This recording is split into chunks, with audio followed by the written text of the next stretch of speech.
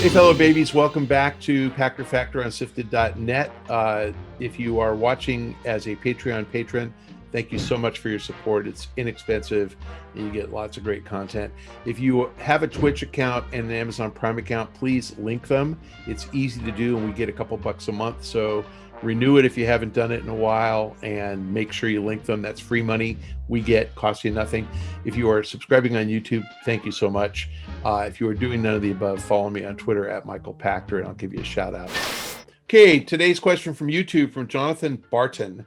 How important are front-facing personalities when it comes to the success of the brand? Microsoft currently has Phil Spencer, Aaron Greenberg, and Sarah Bond. Nintendo used to have Satoru Iwata and Reggie Fils-Aime. Jack Tretton, Shawn Layden, and Andrew House have disappeared at Sony. Does having friendly faces for your brand help determine the success of the brand? Do you think it's better for these people to publicly address fans' concerns or ignore them? There's a bunch of schools of thought on how to do this. Like there are some brands that are the guy, like MyPillow, and there are some brands that really don't have anybody. Like who's the face of Coca-Cola? Who's the face of McDonald's? Ronald McDonald. So I don't know the answer. I think gamers feel a connection when they feel like they know the guy who runs the show. So Phil, Aaron, Sarah Bond. I mean, you feel like you can connect with those people. You don't see Matt Booty that often, but he's far more influential. He runs all the studios. He was on one of their direct-to-consumer events, and he's great. But and Aaron, I forgot about Aaron. I mean, I love Aaron. Aaron's just out there, promoting the brand. You got Larry Herb, Major Nelson is out there promoting the brand. So I think Microsoft's very stable, and I think it's really healthy to have a Phil Spencer who's been there, since the Xbox launched and before, and Aaron's been there since the Xbox launched. Sarah's not, but it's healthy to have that kind of continuity. And I think the thing about Phil is he is a gamer. He's a gamer. You relate to him being a gamer. So I think that's really been powerful. Iwata and Reggie, Iwata never felt like a gamer. He's a game creator, clearly. And he didn't really talk that much. I mean, he does Nintendo Directs, but, primarily in Japanese. Reggie came across, I thought, pretty goofy. Like he's fun and entertaining and good guy. But I think Reggie was fan focused as opposed to game focused. I never took Reggie's commentary about all the games he was playing all that seriously, because I don't think he actually played games very much. I think he was more about just being the happy face, talking to game companies. I think that Doug Bowser is a super accomplished executive, very personable, absolutely plays games. He's just not as outgoing as Reggie. So, he's there. And Furukawa is not obviously as consumer facing as Iwata was.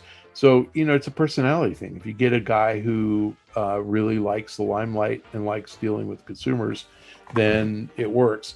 Remember, Nintendo used to have big E3 presence, big E3 shows, and Reggie ran them, and Iwata came on stage. And then they stopped doing it. They started doing Nintendo Direct kind of stuff and game showcase and tournaments. And so, E3 has been kind of the place for all these guys to shine. Jack Tretton, Shawn Layden, Andy House, all E3 stars. And, I think the problem, I mentioned this in an earlier episode, Sony is a Japanese-centric company, and I don't think that non-Japanese thrive there. I think that it's a Japanese-run culture, and I think that they tolerate the non-Japanese executives. But the point is that Jack Tretton, Andy House, and Shawn Layden all kind of ran the division. They're all gone. And Jim Ryan, earlier question, is he about to be gone? I mean, that's the problem with Sony, is they change leadership every 3 or 4 years period, and the people aren't promoted. They're gone. So I think that Sony is the most disrupted of the group. Microsoft's the most stable, and Nintendo in between. And again, Reggie has been replaced by Bowser, and Bowser is a stud. I really like Bowser. But is it important to publicly address fans' concerns? Yeah, It is. I think that fan concerns are sometimes stupid and should be treated as such, but I think they all should be treated seriously. And if fans are really worried about something, I think that it's important to address it head on and dismiss it if it's appropriate. If it is appropriate to address it and deal with it, then they need to do that too.